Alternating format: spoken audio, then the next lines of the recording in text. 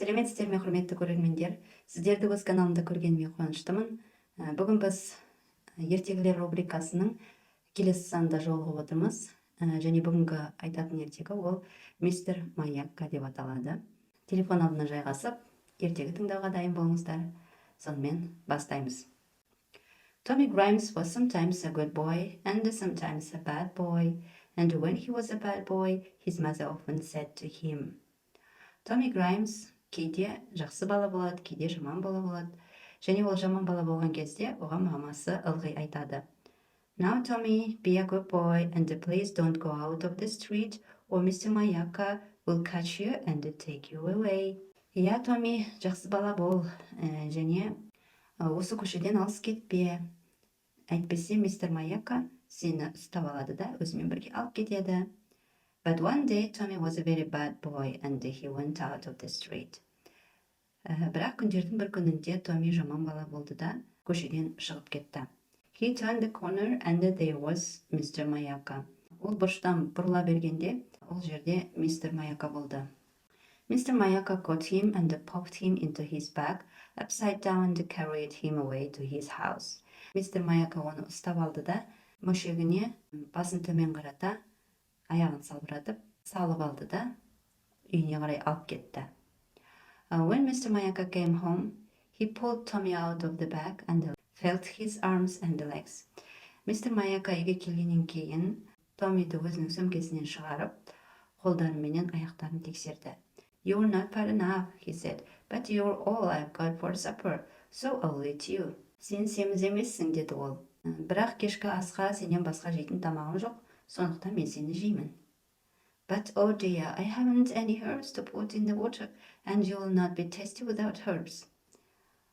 Ой, қымбаттым, мен суға қосатын дәмдеуіштерді ұмытып кетіппін ғой. Ол дәмдеуіштерсіз сен тәтті болмайсың. I'll call my wife. Мен әйелімді шақырайын.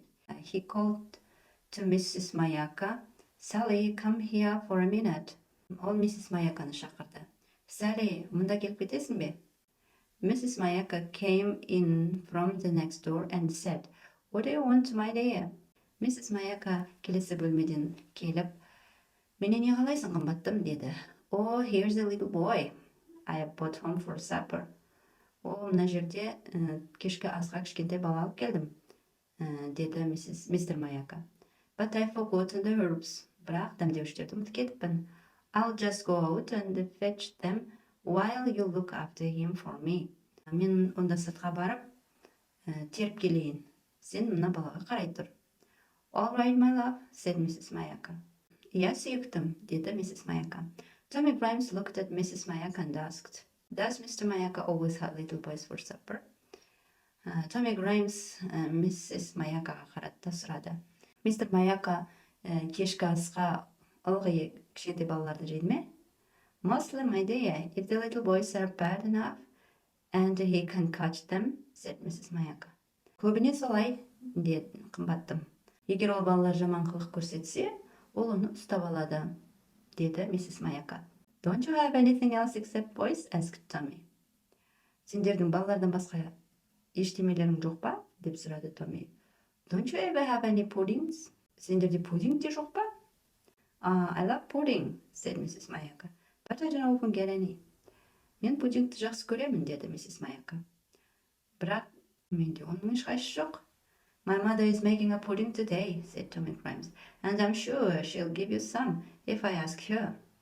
Менің мамам бүгін пудинг дайындап қойды, деді Tommy Grimes.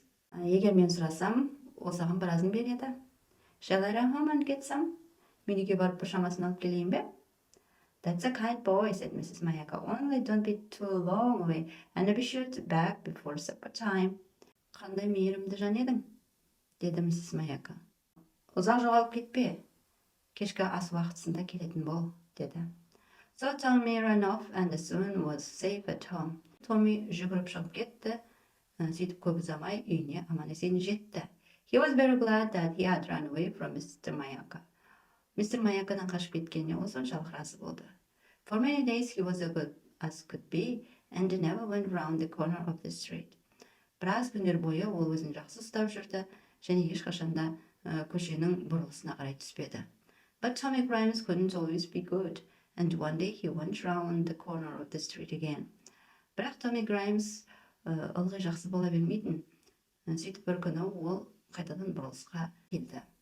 Mr. MIACCA caught him again and popped him into his bag upside down. Мистер MIACCA оны ұстап алды да сөмкесіне басынан төмен қарай тығып жіберді.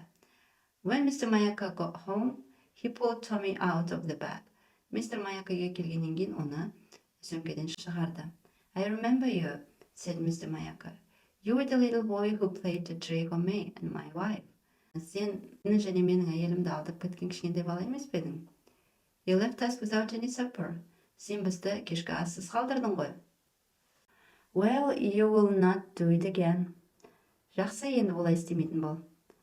I'll keep an eye on you myself. Саған өзім бас-көз боламын. Creep under the sofa and I'll sit on it and watch the pot till it boils. Диванның астына кір, ал мен оған отырамын, қазан қайнағанша. So poor Tommy Grimes crept under the sofa and Mr. MIACCA sat on it and watched the pot till it boiled. Whilst Tommy Grimes диванның астына кіріп кетті, ал Mr. MIACCA болса оған отырды. Сөйтіп су қайнасын деп қарап отырды. They waited and waited and waited. Mr. MIACCA on the sofa and Tommy under it, but still the pot didn't boil. Олар күтті және күтті. Мистер MIACCA диванның үстінде, ал Tommy болса астында, бірақ су әлі қайнап болмады. At last, Mr. MIACCA got tired of waiting and he said. Соңында Mr. MIACCA шаршап кетті де оған айтты. Here, you're under the sofa. I'm not going to wait any longer. Ей, диванның астындағы, мен ұзақ күте алмаймын. Put out your leg and I'll see what you don't run away. Сен маған сирағыңды шығар. Мен сенің қашып кетпегеніңе көз жеткізейін. But Tommy guessed what Mr. MIACCA was going to do, and he took the leg of the sofa, which was loose, and stuck it out.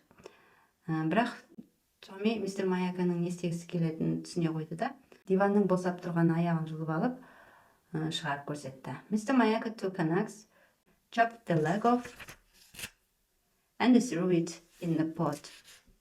Mr. MIACCA оның сирағын балталап тастады да, қазанға лақтырып жіберді. Then he went into the next room to look for Mrs. MIACCA. Сөйтті де Mrs. MIACCAны көруге келесі бөлмеге кетіп қалды. While he was there, Tommy crept from under the sofa and ran out of the door and straight home.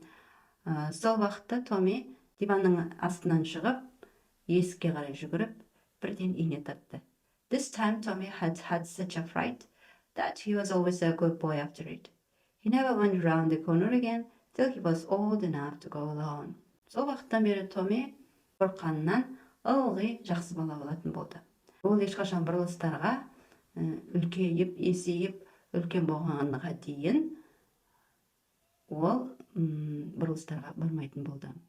Міне ертегі осындай. Назар салып тыңдағандарыңызға рахмет. Келесі видеода жүздескенше.